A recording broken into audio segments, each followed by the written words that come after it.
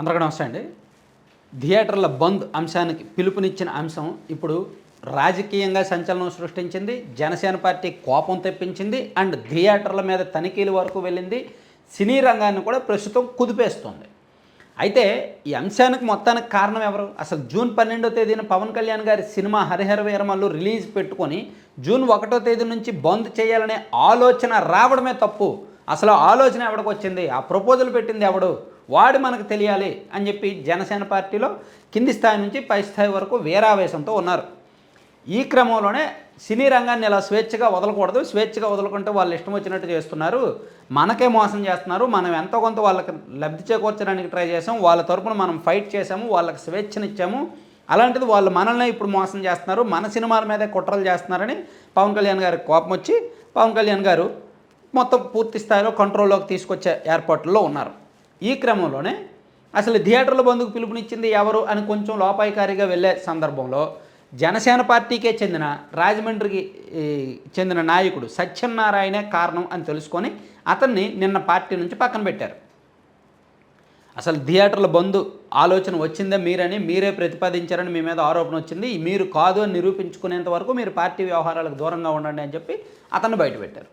So ఆయన ఈరోజు ఒక ప్రెస్ మీట్ పెట్టి అసలు నేను కాదు, దీని అంతటికీ మూల కారణం దిల్ రాజు గారి సోదరుడు శిరీష్ రెడ్డి, నాకేం సంబంధం లేదు, మొదట థియేటర్ల బంద్ అని పిలుపునిచ్చి ఆలోచన ఇచ్చి ప్రపోజ్ చేసిందే ఆయన, కానీ దిల్ రాజు గారేమో ఏమీ తెలియనట్టు ఏమీ సంబంధం లేనట్టు ప్రెస్ మీట్ పెట్టి చెప్తున్నారు, సో దీని అంతటికీ కారణం కూడా ఆయనే అని ఒక బాంబు పేల్చాడనమాట. దాంతో ఇప్పుడు దిల్ రాజు గారి చుట్టూ మళ్ళీ వ్యవహారం వెళ్ళింది. దిల్ రాజు గారు దాదాపుగా 20-25 సంవత్సరాల నుంచి తెలుగు సినీ రంగంలో అగ్ర నిర్మాతగా ఉన్నారు.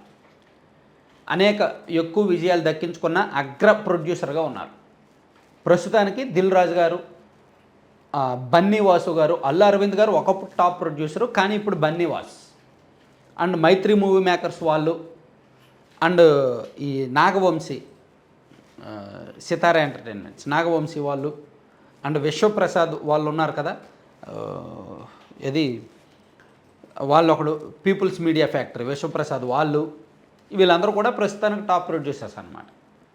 దాదాపుగా 70 to 80% మూవీస్ బడ్జెట్ అంతా వీళ్ళదే ఉంటుంది.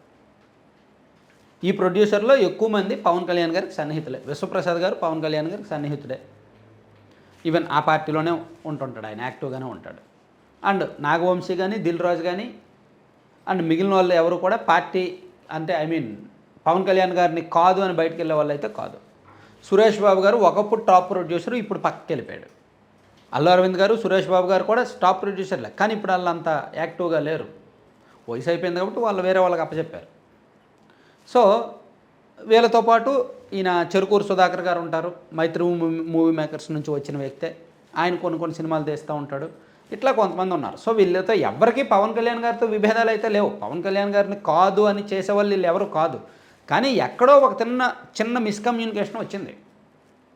దీనిలో మేబీ ఈ సినిమా యూనిట్ కూడా కారణమే కావచ్చు. కొంచెం మూలాల్లోకి వెళ్తే అసలు థియేటర్స్ బంద్ అనే ప్రపోజల్ తీసుకొచ్చింది ఏప్రిల్ నెలలో, March ending and April first week. ఆ టైంలో థియేటర్స్ బంద్ చేయాలి, జూన్ నెల నుంచి ఈ థియేటర్కి సరైన షేర్ ఇవ్వట్లేదు, వీళ్ళు లీజు రెంట్ ఇస్తున్నారు, దానివల్ల థియేటర్స్కి పూట గడవట్లేదు, సో షేర్ ఇస్తేనే పని జరుగుద్ది, షేర్ ఇవ్వకపోతే మనం థియేటర్స్ని జూన్ 1వ తేదీ నుంచి బంద్ చేద్దామని ఏప్రిల్ నెలలో ఫిక్స్ అయ్యారు.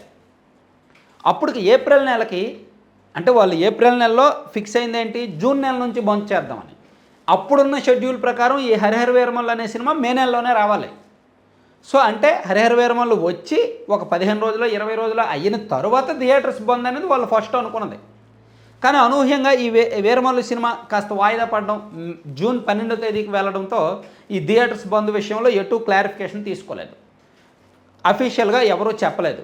ఈలోగా కొన్ని సోషల్ మీడియా వెబ్సైట్లు, కొన్ని న్యూస్ వెబ్సైట్లు వాళ్ళు వీళ్ళు 1వ తేదీ నుంచి థియేటర్స్ బంద్ అని చెప్పి క్వశ్చన్ మార్క్ పెట్టి రకరకాల వార్తలు రాశారు. దాంతో వాళ్ళు దఫదఫాలుగా మీటింగులు పెట్టడం, అసలు వార్త వచ్చిన వెంటనే వాళ్ళు ఖండించాలి, ఎగ్జిబిటర్స్ కానీ ప్రొడ్యూసర్లు కానీ థియేటర్స్ యజమాని సంఘాలు కానీ ఖండించాలి, మేము 1వ తేదీ నుంచి మేమేం బంద్ చేయట్లేదు అని. ఎవరు ఖండించలా, ఆ వార్త వచ్చిన తర్వాత ఎవరూ ఖండించలా. కానీ 2-3 దశల్లో చర్చించుకున్నారు, ఆ ప్రొడ్యూసర్లు అండ్ ఎగ్జిబిటర్లు అండ్ థియేటర్ యజమానులు చర్చించుకున్నారు. సో అంటే బంద్ చేసే ఉద్దేశంతో ఉన్నారు అనేది స్పష్టం. సో అది ఇప్పుడు పవన్ కళ్యాణ్ గారికి కోపం తెప్పించింది.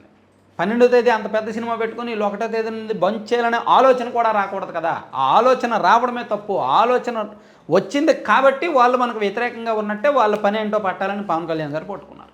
సో ఇప్పుడు తిరిగి బంతి దిల్ రాజు గారి కోర్టులోకి వెళ్ళింది. సో దిల్ రాజు గారు ఇటువంటి డీల్ చేయడంలో దిట్ట. సినీ రంగానికి ఆయన పెద్దన్న. మొన్న అల్లు అర్జున్ గారికి తెలంగాణ ప్రభుత్వానికి ఇష్యూ వచ్చినప్పుడు కూడా ఆయనే క్లియర్ చేశారు మధ్యలోకి దూరి. సో ఇప్పుడు ఈ ఇష్యూని ఏ విధంగా క్లియర్ చేస్తారనే చూడాలి.